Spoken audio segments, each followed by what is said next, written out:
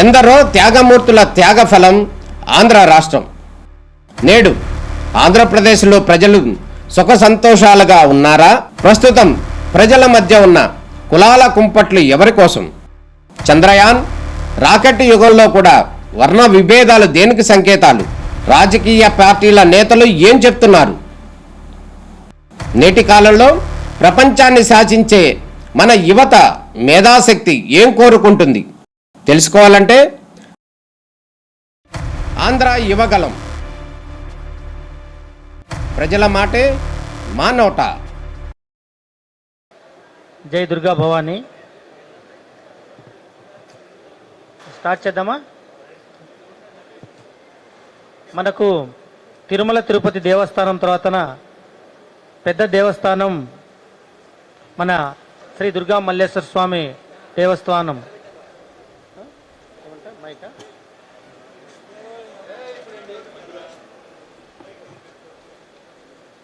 So దాదాపు 2 వారాలు ఇక్కడ బాధ్యతలు తీసుకున్నాక చాలా విషయాలు తెలుసుకోవడం జరుగుతుంది. ఇంకా తెలుసుకోవాల్సినవి కూడా చాలా ఉన్నాయి.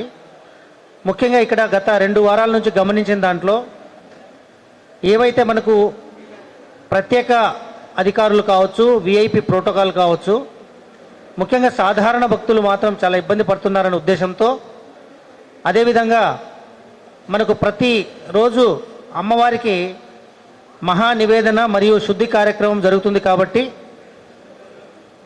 ఆ క్రమంలో చాలామంది చంటి బిడ్డలతోటి వచ్చిన భక్తులు, వృద్ధులు, వికలాంగులు వాళ్ళు గంటల తరబడి క్యూలో వేచి ఉంటారు.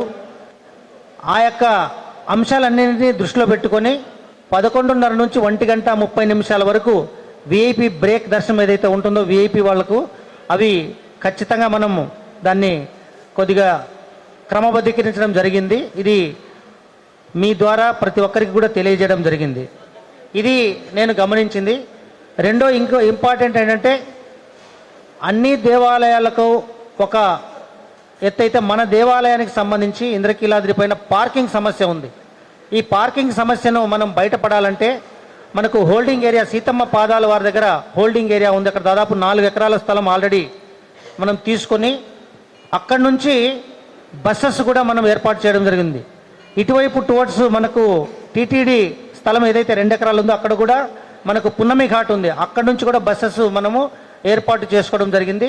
సో ఏ సుదూర ప్రాంతాల నుంచి వచ్చిన భక్తులు ఈ యొక్క ప్లేసెస్ ఏవైతే ఉన్నాయో అక్కడ వారి యొక్క వాహనాలను పార్క్ చేసుకున్న తర్వాత వారికి ఓపిక ఉంటే బస్సుల్లో వచ్చి అమ్మవారి దర్శనం చేసుకోవాల్సిందిగా మీ ద్వారా అందరికీ రిక్వెస్ట్ చేయడం జరుగుతుంది.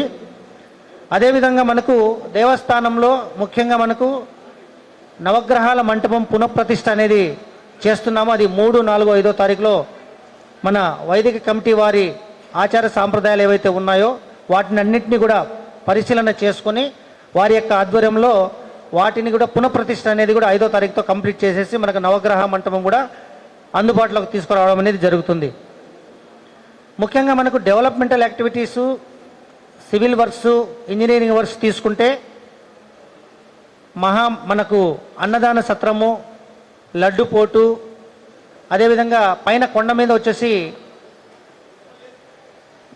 ముఖ్యంగా మనకు ఈ పూజలకు సంబంధించినవి ఉన్నాయి. మహామంటపం అని పెద్ద 2 ఫ్లోర్లలో గ్రౌండ్ ఫ్లోరు మరియు ఫస్ట్ ఫ్లోర్ కట్టడం జరిగింది. ఈ పూజా మందిరం వచ్చేసి ఇంకొక 2 వారాల్లో దానికి అందుబాటులో తీసుకురావడం జరుగుతుంది. దసరాలోపు లడ్డుపోటు, అన్నదాన సత్రం కూడా మనము అందుబాటులోకి అంటే వినియోగించుకోవడానికి అందుబాటులో తీసుకురావడం అనేది జరుగుతుంది. ఇవన్నీ కూడా మనము యుద్ధ ప్రాతిపదికన ఇక్కడ ఉండే సంబంధిత అధికారులందరూ సమక్షంలో యుద్ధ ప్రాతిపదికన వచ్చిన భక్తులందరికీ కూడా ఎటువంటి ఇబ్బంది లేకుండా చేయడం కోసం ప్రతిరోజు కూడా పర్యవేక్షణ చేయడం అనేది జరుగుతుంది.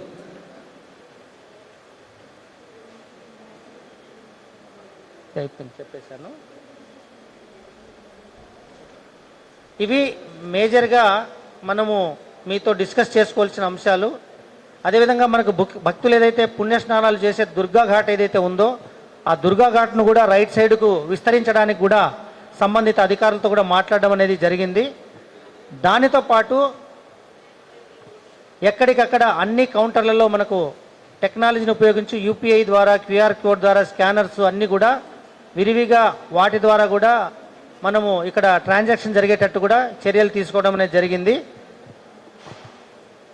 దయచేసి ఈ గత 10-15 రోజుల్లో గమనించిన విషయాలు ఇవి. మనకు దాదాపుగా సుదూర ప్రాంతం రాయలసీమ కావచ్చు, తెలంగాణ ప్రాంతం కావచ్చు, ఇతర రాష్ట్రాల గురించి కూడా భక్తులు రోజు రోజుకు కూడా రద్దీ అనేది పెరుగుతూ ఉంది. పాత్రికేయ మిత్రులందరికీ కూడా నా రిక్వెస్ట్ ఏంటంటే, ఏదైనా ఒక అంశం గురించి పేపర్లో వేసే ముందు దయచేసి సంబంధిత అధికారులను కానీ నాకు కానీ కన్సల్ట్ చేసి పేపర్లో వేస్తే బాగుంటుందనేది నా రిక్వెస్టు. ఎందుకంటే దేవాలయము అనేది ఎంతో నమ్మకము, ఎంతో శక్తివంతమైన అమ్మవారిని నమ్ముకొని సుదూర ప్రాంతాల నుంచి వచ్చే భక్తులు వారి మనోభావాల్ని కూడా దృష్టిలో ఉంచుకోవాల్సిన అవసరం మనం ఎంతైనా ఉంది.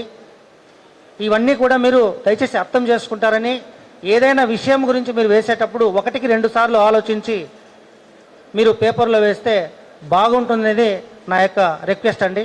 ఇది నా వైపు నుంచి.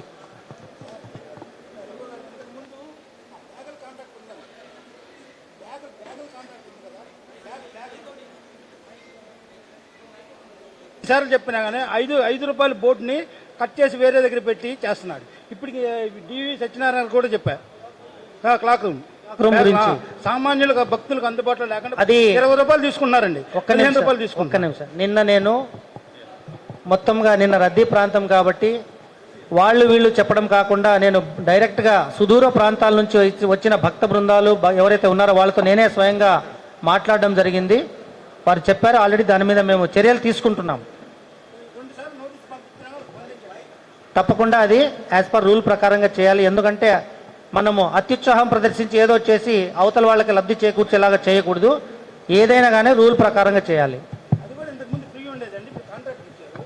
అది చెప్పొచ్చాను ఎలాగైతే ఫ్రీగా ఉందో అదే విధంగా అది కూడా ఫ్రీ చేసి భక్తులకు అందుబాటులో చూద్దాం, సాధ్యాసాధ్యాలను బట్టి మనం చూద్దాం. తప్పకుండా మీ యొక్క విషయాన్ని మేము పరిగణలోకి తీసుకుంటున్నాం.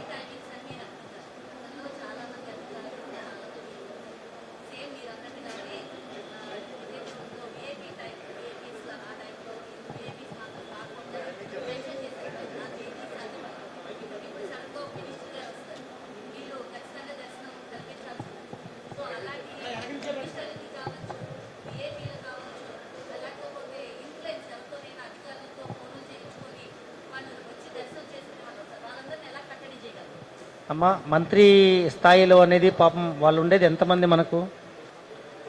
వారు రావడమే మాకు మెయిన్. వారు రావాలనే కోరుకుంటున్నాము. ఆ ఒక్క రోజులో ఏమి పెద్ద ఇబ్బంది ఏం లేదు. అది దానికి ప్రత్యేకంగా మేము ఏర్పాట్లు చేసుకుంటాం. అంటే తిరుపతి తర్వాత అంతటి ప్రాముఖ్యత కలిగిన అమ్మవారి ఆలయం కాబట్టి నిత్యం ఎక్కువ విఐపీలే ఉంటారు. సో విఐపీలు ప్రతిరోజు తాకిడి ఉంటుంది. మీరు అన్నట్టుగా 11 గంటల నుంచి 1:30 వరకు అది నిలుపుదల చేయడం అనేది ఎంతవరకు సాధ్యం అంటారు? అమ్మ, అది ఒక్క రోజుతో పూర్తి ఏది కాదు. రాను రాను రాను రాను మనం చెప్తూ ఉంటే ఖచ్చితంగా పెద్దవాళ్ళందరూ కూడా అర్థం చేసుకుంటారు, సహకరిస్తారు. కోసం ఏమైనా ఫ్లెక్సీ లాంటివి ఈ సమయంలో విఐపి ప్రోటోకాల్కి దర్శనం కల్పించబడదు అని ఏమైనా మీరు బోర్డ్స్ లాంటివి ఏమైనా అరేంజ్ చేసి అడుగడుగున వాటిని ఇంప్లిమెంటేషన్ చేసే అవకాశం ఉందా? తప్పకుండా అమ్మా, ఆలోచిస్తున్నాం, ఖచ్చితంగా చేస్తాం.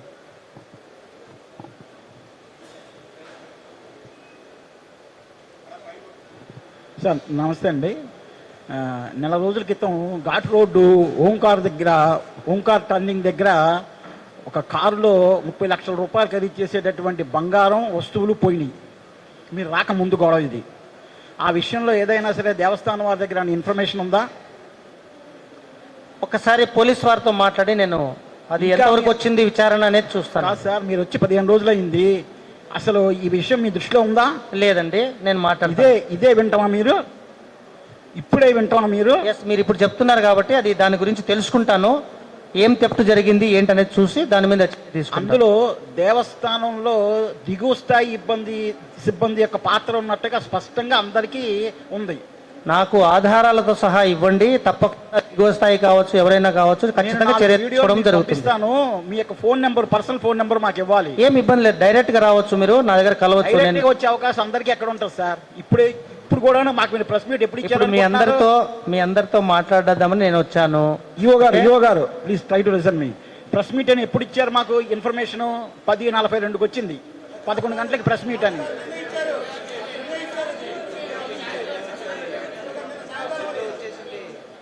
పర్వాలేదు, వారికి తెలియకపోవచ్చు, వదిలేయండి. నేను చాలా అడ్వాన్స్గా చెప్పాను, నిన్ననే 1 డే బిఫోరే చెప్పాను. ఉండండి నో ఇష్యూ, పర్వాలేదండి, నేను నో ఇష్యూ. సార్ ఇప్పుడు దేవస్థానం ఇక్కడ సార్ మీరు మాట్లాడే ముందు మీరు ఎవరు, మీ పేరు, మీరు ఏంటి చెప్పి నాకు చెప్పండి. సార్ నా పేరు Veerabhadrachari sir, B channel. V channel B channel sir. చెప్పండి. ఇప్పుడు దేవస్థానంలో ఉన్నటువంటి అన్య మతస్థుల కాంట్రాక్టర్ల పైన మీ చర్యలు ఏంటి? దాని మీద ఏమైనా ఒక డెసిషన్ ఏమైనా తీసుకున్నారా? ఇది మా పై అధికారులతో మాట్లాడండి. ఇక్కడ అన్య మతస్థులు ఎవరు ఏంటి అనేది చూస్తున్నాము. దానికి సంబంధించి ఇంతవరకు నా దృష్టికి ఏం రాలేదు, నాకు వచ్చి ఎవరు కలవలేదు. అది వచ్చి కలిసినప్పుడు దాని యొక్క ఏంటి, దాని లోటుపాట్లు ఏంటి అనేది మా పై అధికారులతో మాట్లాడిన తర్వాత నేను డెసిషన్ తీసుకుంటాను.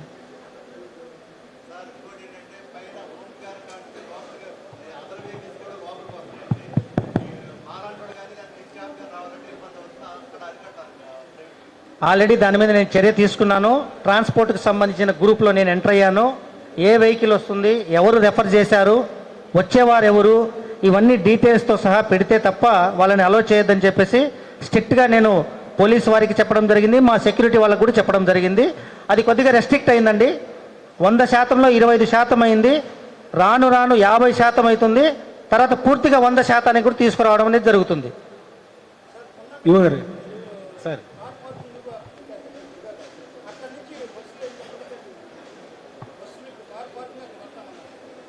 హోల్డింగ్ ఏరియా సీతమ్మ వారి పాదాల దగ్గర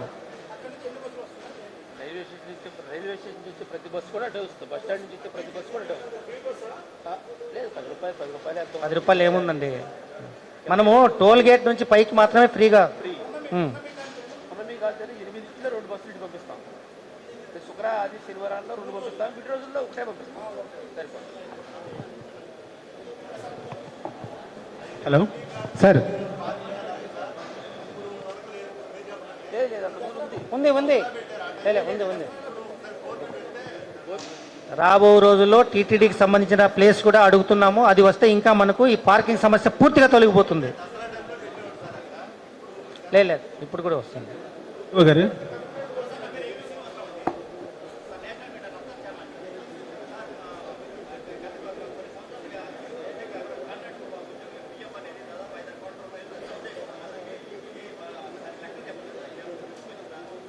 అది ఆల్రెడీ నా దృష్టికి వచ్చిందండి. దానికి రూల్ ప్రకారంగా చర్యలు తీసుకుంటున్నాము. ఖచ్చితంగా ఏదైతే పిఎఫ్ ఉందో దానికి కంపల్సరీ మేము యాజ్ పర్ రూల్ ప్రకారమే చేస్తాం. మైక్ తీసుకోండి.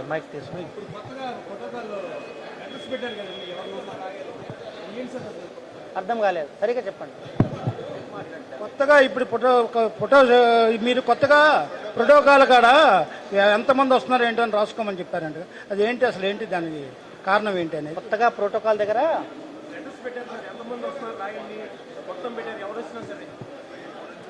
ఫార్మాట్లో ఇప్పుడు ఎవరైనా రెఫర్ చేస్తుండే అధికారి ఎవరు రెఫర్ చేస్తున్నారు, ఎవరికి రెఫర్ చేస్తున్నారు అనేది నేను ఒక ఫార్మాట్ డిజైన్ చేసి ఇవ్వడం జరిగింది. ఆ ఫార్మాట్లో కూడా వస్తున్నాయి. ఇంకా చాలామంది ఫార్మాట్లు పంపించకుండా సింపుల్ మెసేజ్ పంపిస్తున్నారు. తప్పకుండా రాను అలా చేద్దాం. ఒక రోజులో ఏది మార్చలేం మనం.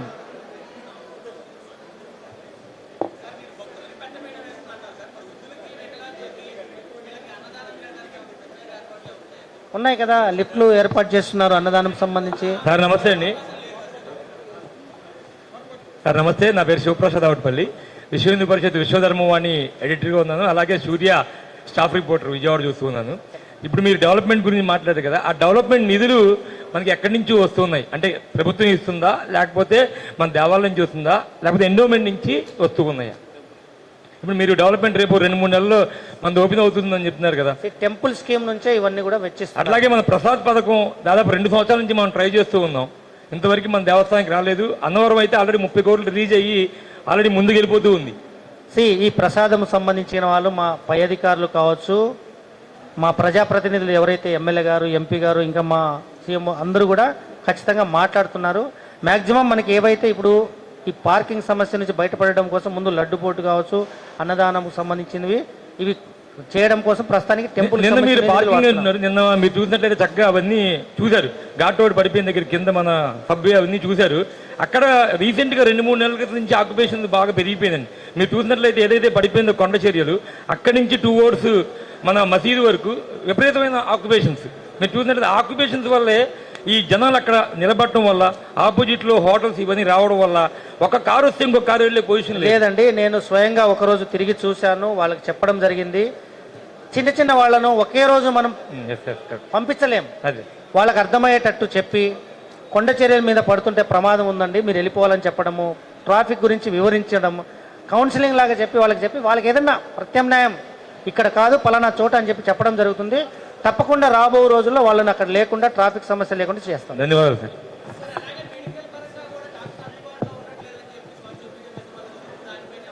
వచ్చారు ఆల్రెడీ ఎంబీబీఎస్ డాక్టర్ను మనం కలెక్టర్ గారితో మాట్లాడడం జరిగింది. కలెక్టర్ గారు తక్షణం మరుసటి రోజే డిఎం మండేచోతో మాట్లాడి ఒక డాక్టర్ ఎంబీబీఎస్ డాక్టర్ని నర్సుని పంపించారు.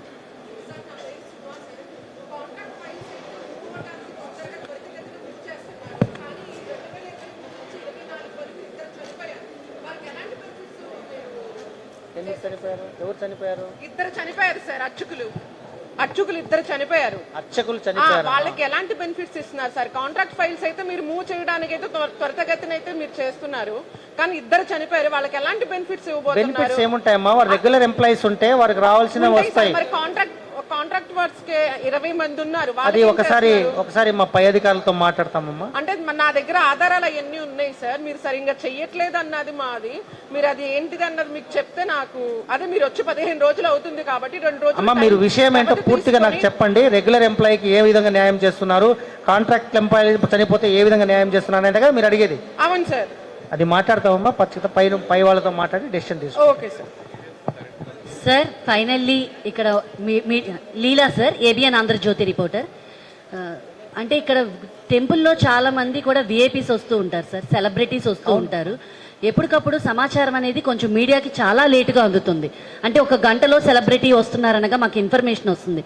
అలా కాకుండా ప్రోటోకాల్ అంటే మనకి ఎవరైనా పిఆర్ఓ నుంచి అప్డేట్గా ఏదైనా మీకు ఒక ఇన్ఫర్మేషన్ ముందు రోజే వస్తుంది కాబట్టి ఆ ఇన్ఫర్మేషన్ వెంటనే మనకు ఒక గ్రూప్ ఉంది సార్, ఆ గ్రూప్లో మీరు కూడా యాడ్ అయ్యి ఆ గ్రూప్లో ఇన్ఫర్మేషన్ అనేది వెంటనే మీరు పాస్ చేస్తే నెక్స్ట్ డే ఎలక్ట్గా మేము టయానికి రాగలుగుతాం సార్. సో మీడియా వాళ్ళకి కొంచెం ఇన్ఫర్మేషన్ పాస్ చేసే విధంగా పిఆర్ఓ వ్యవస్థని బలోపేతం చేయండి సార్.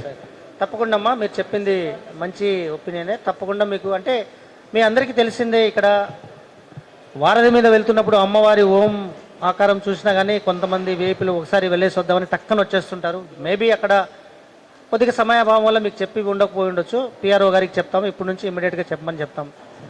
ఇంకొక మాట, మీరు వేరే రకంగా అనుకోవద్దు. విఐపి వచ్చినా, మంత్రి గారు వచ్చినా, ఎవరు వచ్చినా లోపల దాకా వచ్చేస్తున్నారు. అది దయచేసి మీరు అర్థం చేసుకోండి. ఎందుకంటే రాబో రోజుల్లో టీటీడీ తర్వాత మన దేవాలయాన్ని ఆ పరిధిలోకి డెవలప్ చేద్దామనే ఉద్దేశంతో ఉన్నాం. కాబట్టి ఇప్పటి నుంచి మనం అందరం కూడా మీ సహకారం ఉండాలి. అందరం కూడా అర్థం చేసుకుంటే, ఇక్కడ ఉండే నియమ నిబంధనలు అర్థం చేసుకొని మనం ముందుకు వెళ్తే కొద్దిగా కొన్ని ఇష్యూస్లో మనం బాగా చేసుకోగలం. లోపల దాకా వచ్చేస్తున్నారు, తోపులాట, సాధారణ భక్తులు ఇబ్బంది పడుతున్నారు. మొన్న నేను ఒకటి గమనించాను. సో అది మీరు అర్థం చేసుకొని ఎక్కడైతే విఐపిని మేము పూర్ణ కుంభం ద్వారా మేము స్వాగతిస్తామో మీరు అక్కడే ఆగిపోవాలి. బయటకు వచ్చాక మీరు వాళ్ళతో ఎంతసేపు అయినా మాట్లాడవచ్చు. దయచేసి అది కొద్దిగా గమనించగలరు. తప్పకుండా ఇస్తాం, మా దగ్గర ఉన్నాయి, వీడియోస్ ఇస్తాము, ఫొటోస్ ఇస్తాము, అన్నీ ఇస్తాం. మేము ఇబ్బంది లేదు. అప్పటికప్పుడే మా వాళ్లకు సీరియస్గా చెప్పి ప్రెస్కి ఇది ఇమ్మీడియట్గా రిలీజ్ చేసేయండి అని చెప్తాం. దయచేసి అది మీరు వేరే రకంగా అనుకోవద్దు. లోపల దాకా వస్తే ఆల్రెడీ క్యూలో నిలబడి ఉన్న వాళ్ళు ఉన్నారు, చిన్నపిల్లలతో ఉన్నారు, అది కొద్దిగా డిస్టర్బెన్స్ అవుతుంది. నేను మొన్న గమనించాను. సో ఈరోజు చెప్దామనే ఉద్దేశంతో చెప్తున్నాను. యువ గారు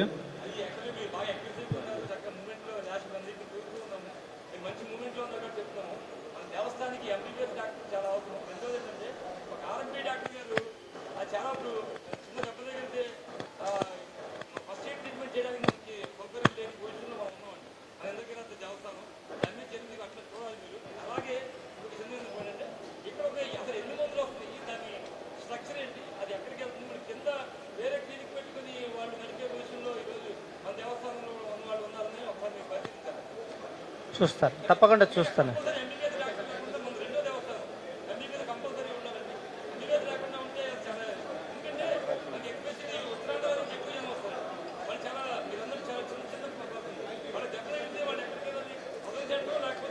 అది స్వయంగా టెంపుల్ వారు మేము రిక్రూట్ చేసుకోవాలి, లేదా కలెక్టర్ గారిని అడిగాం కాబట్టి ఇమ్మీడియట్గా ఇచ్చారు.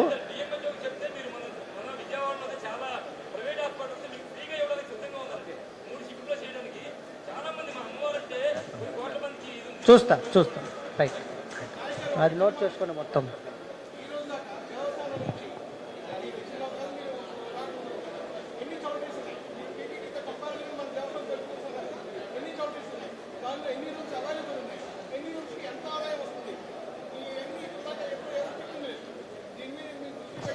ఆల్రెడీ అన్ని చౌల్టీస్ అకామిడేషన్స్ అన్నీ కూడా నేను ఇన్స్పెక్షన్ చేశాను. ఎక్కడైతే అందుబాటులో లేని రూమ్లు అన్నీ కూడా అందుబాటులోకి తీసుకురావడానికి ఆల్రెడీ మా ఇంజనీరింగ్ వారికి ఆదేశాలు జారీ చేయడం జరిగింది.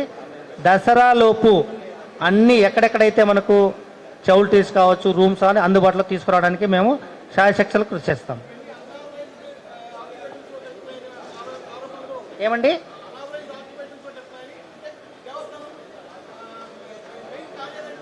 మీ పేరు? శంకరనారాయణ గారు, ఏది చెప్పినా మనకు ఆధారాలతో చెప్పండి, తక్షణం చర్యలు ఉంటాయి. ఆకాశరామన్న లాగా చెప్తే నేను ఏది పట్టించుకోను. ప్లీజ్ రాయడంతో పాటు దానికి ప్రూఫ్ ఉండాలి. రైట్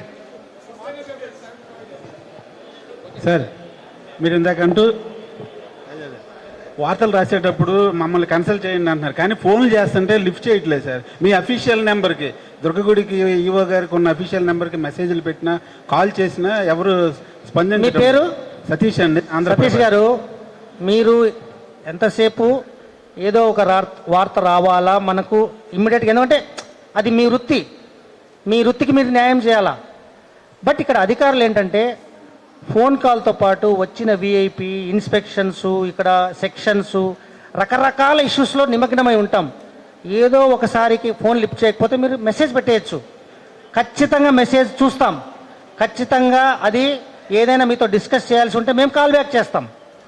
మీరొక్కరేని కాదు, అందరికీ నేను విన్నవించుకుంటున్నా. ఎందుకంటే విఐపీలు వచ్చినప్పుడు మనం ఫోన్లో మాట్లాడుకుంటూ కూర్చోలేం, ఇన్స్పెక్షన్లో ఫోన్లో మాట్లాడుకుంటూ కూర్చోలేం. మీకు తెలుసో తెలీదో, అంటే మీకంటూ ఒకటే వృత్తి, ఒకటే జాబ్. బట్ ఇక్కడ ఉండే అధికారులైనా నాకైనా కానీ రకరకాల ఇష్యూస్ ఉంటాయి కాబట్టి అన్యగా భావించొద్దు. తర్వాత ఏదైనా ఉంటే మీరు మెసేజ్ పెట్టండి, ఇంపార్టెంట్ ఏదైనా ఉంటే తప్పకుండా మీతో డిస్కస్ చేయాల్సి ఉంటే ఫోన్ చేస్తాను నేను బ్యాక్.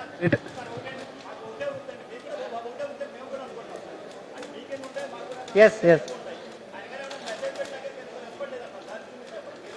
ఏమండి,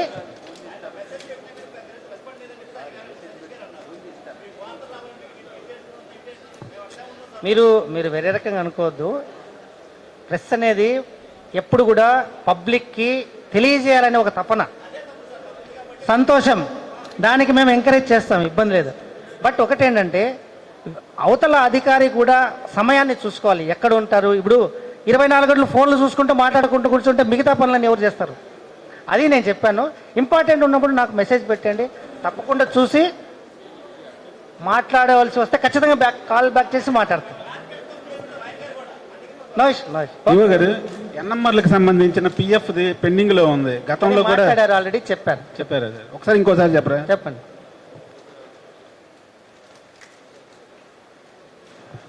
సార్, నా పేరు రమేష్ బాబు అండి. చెప్పండి సార్.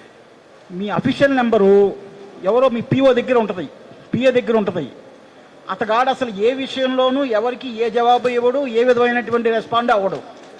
మరి అట్లాంటప్పుడు మీ అఫీషియల్ అని మీరు నాకు చెప్పండి అని అంటే, ఒక పత్రికా విలేకరే కావచ్చు, ఒక సామాన్య భక్తుడే కావచ్చు, వారికి ఏ ఇన్కన్వీనియన్స్ జరిగినా ఫస్ట్ ఆఫ్ ఆల్ ఎవరైనా సరే కోరేది లేదా చెప్పాలనుకునేది కన్సర్న్డ్ ఆఫీసర్కి, అంటే ఈఓకి. మరి అట్లాంటప్పుడు ఆ నెంబర్ మీ దగ్గర ఉండాలి, కానీ నా దగ్గరే ఉంటుంది. నా దగ్గరే ఉంటుంది. ఏదైనా కాల్స్ ఇంపార్టెంట్ వస్తే నాకు ఇస్తున్నారు. చిన్న రోజులుగా కనీసం ఒక 5 సార్లు మీకు కాల్ చేస్తుంటారు. 5 సార్లు ఎవరో ఒక మీ పిఏ అంట, అతనే దాన్ని రిసీవ్ చేసుకున్నాడు. సో యూ ప్లీజ్, నేను చూస్తా. Please try to listen me. You please give your personal number also. ఎందుకంటే ఇప్పుడు మీరు ఒక డిప్యూటీ కలెక్టర్గా you have also one number. ఎందుకంటే గతంలో కేవీ రామారావు గారు కూడాను, కేఎస్ రామారావు అనుకుంటా, ఆయన కూడాను ఆయన సొంత నంబరు అందరికీ ఇచ్చాడు.